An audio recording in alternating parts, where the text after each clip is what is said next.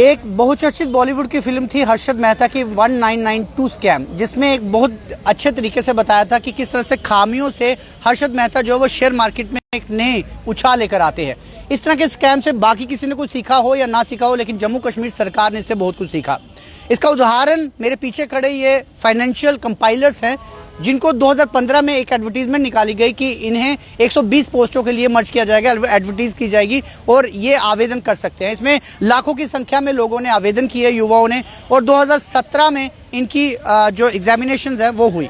हालांकि एग्जामिनेशन के बाद रिजल्ट जो है वो पेंडिंग हो गया, इनका स्टे लग गया, लेकिन स्टे के बाद जब आखिरकार 2021 में इन्हें स्टे वेकेट करने में सफलता हासिल हुई और आखिरकार इन्होंने एक चैन की सांस ली कि करीब 7 से 8 सालों के बाद ही सही, लेकिन इनको इंसाफ तो मिला।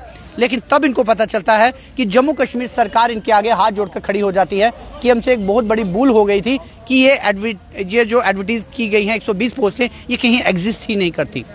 तो भद्दा मजाक उसी तरह से हुआ जिस तरह से हर्षद मेहता ने बैंकों के साथ किया था, जिसके मफाद उन्होंने अपना निकाली और बैंक जो है वो मुंह देखते रह गए, जिस तरह से ये हमारे कंपाइलर जो अभी तक मुंह देख रहे हैं। सर, क्या कुछ मजाक हुआ आप लोगों के साथ? सर, मजाक तो कुछ ऐसा हुआ कि इसमें हम समझ नहीं आ रहा कि हंसें या रोएं। कुछ इस तरह से मजाक हुआ है। मजाक होता था हम हंसते भी थे कभी, पर इन्होंने गवर्नमेंट ने कुछ ऐसा मजाक कर दिया कि हमें कुछ क्लियर ही नहीं हो रहा। अब आपको जो मैं बताऊँ, ये 2015 की हमारी ये नोटिफिकेशन है।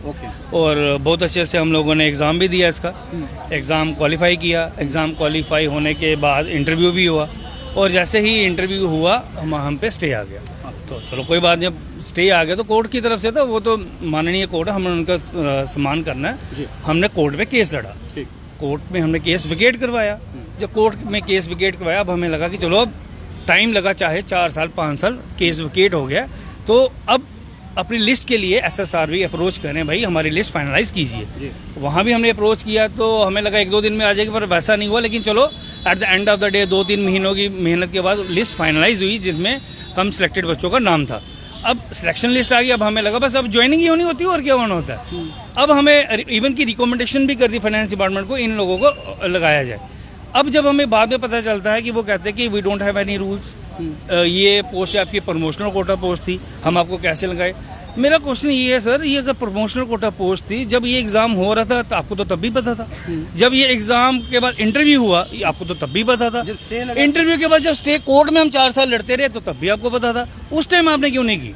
ठीक है ना। फिर अब जब लिस्ट आती है, लिस्ट भी आप निकाल रहे हो, लिस्ट भी जब फाइनलाइज होती है और रिकमेंड भी होती है, फिर इनको होश आती है नहीं ये प्रमोशनल कोटा पोस्ट है। भाई इसमें हमारा क्या फॉल्ट है? पहले हमें ये बताएं, हमारा फॉल्ट क्या है कि हमने एग्जाम दिया, 6-7 साल तो इन्होंने हमारे वेस्ट कर दिए इन्होंने। और जब हमें अब अपॉइंटमेंट की बात आती है तो ये प्रमोशनल कोटा का नाम लेके ये मीन्स पीछे हट रहे हैं। तो मीन्स कहीं ना कहीं मीन्स लग रहा है कि ये जो हमारे यूथ स्टूडेंट्स हैं उनको उनके भविष्य के साथ खेल रहे हैं। इनको उनसे कोई लेना देना नहीं है, they just want to satisfy their ego, that's it. जहाँ तक मुझे याद है, शायद अतुल डुल्लू जी ने आप लोगों को आश्वासन दिया था कि कुछ हो जाएगा, तो कहाँ गया वो आश्वासन?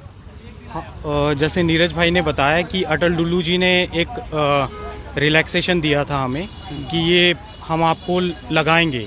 तो अब अटल डुल्लू जी तो ट्रांसफ़र हो गए, तो अब हमारे विवेक भारद्वाज सर आए हैं, तो वो तो हमें यही बोल रहे हैं कि हम ये नहीं कर सकते, इस रूल्स नहीं है हमारे पास इस कंपाइलर पोस्ट के ना।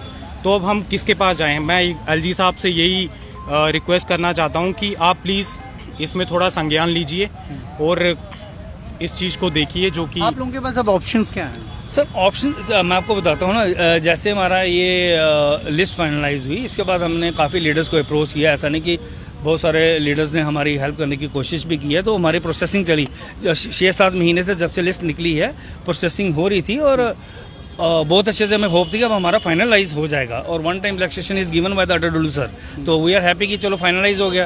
Eight the end of the day कि वहाँ हमारी फाइल को कुछ री एग्जामिन के लिए बोला गया, तो हमने कहा कोई बात नहीं, री एग्जामिन 10-15 दिन और लग जाएंगे। लेकिन हमारा बैड लक, हमारे फाइनेंशियल कमिश्नर की ट्रांसफ़र हो जाती है, दूसरे फाइनेंशियल कमिश्नर आ जाते हैं।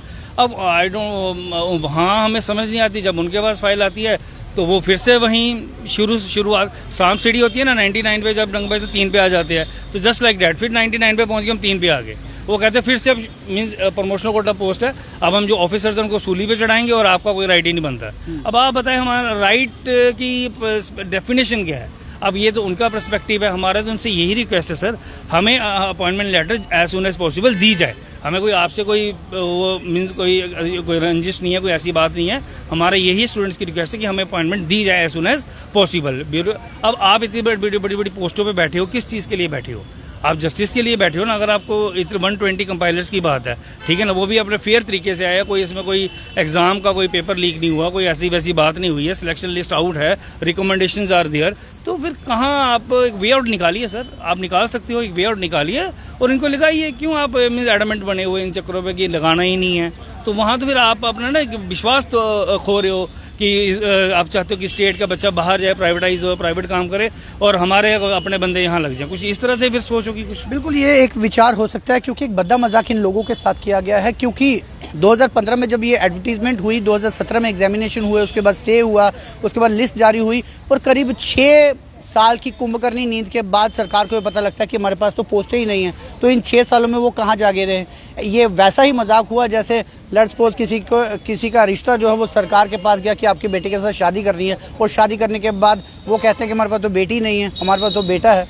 तो ये मजाक जो है ये युवाओं के साथ लगातार बाकी एस्पिरेंट्स के साथ, इन एस्पिरेंट्स के साथ ज़्यादा बद्दा किया गया है, क्योंकि 6 साल की डिस्क्रिमिनेशन के बाद आज भी इन लोगों को नहीं पता कि ये अब्जॉर्व होंगे या नहीं होंगे। लेकिन इतना ज़रूर है कि शायद सरकार ने जिन लोगों के लिए ये पोस्टें निकाली थी, या तो वो कहीं और एडजस्ट हो चुकी है, जिस वजह से अब उनके अपने जो युवा थे वो तो एडजस्ट करने के लिए रहे नहीं, जिस वजह से उन्होंने बाकी पोस्टों को भी शायद निराधार कर दिया। ये एक वजह बड़ी हो सकती है। फिलहाल अब जुड़ रही है व्यूज़ टुडे न्यूज़ के साथ।